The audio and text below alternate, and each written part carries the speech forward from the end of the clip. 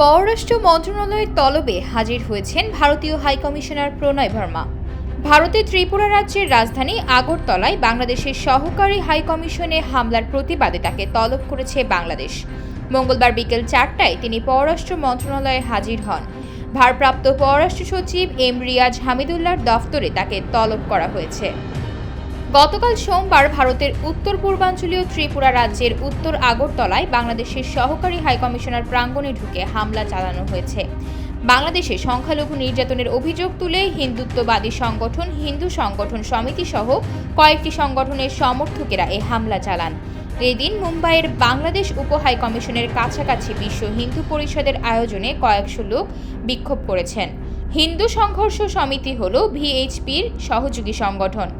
এ ঘটনায় গতকাল সোমবার ভারতের পররাষ্ট্র মন্ত্রণালয় এক বিবৃতিতে বলে, আগরতলার বাংলাদেশ সহকারী হাইকমিশন প্রাঙ্গণে ভাঙচুরের ঘটনাটি খুবই দুঃখজনক। কোনো অবস্থাতেই কূটনৈতিক এবং কনসুলার সম্পত্তি লক্ষ্যবস্তু করা উচিত নয়। ত্রিপুরার মুখ্যমন্ত্রী মানিক সাহা এই ঘটনার নিন্দা জানিয়ে বলেন, প্রতিবাদ মিছিলের সময় কিছু যুবক বাংলাদেশ সহকারী হাইকমিশনের অফিসে ঢুকতে চেয়েছিল। এই ঘটনার আমি তীব্র নিন্দা জানাই। শান্তিপূর্ণ প্রতিবাদ করা যায়, কিন্তু এই ধরনের আচরণ মেনে নেওয়া যায় না। এই ঘটনায় ইতোমধ্যেই 7 জনকে আটক করেছে ভারতের আইন শৃঙ্খলা বাহিনী। এছাড়া দায়িত্বে অবহেলার অভিযোগে ত্রিপুরার 3 পুলিশ সদস্যকে বরখাস্ত করা হয়েছে।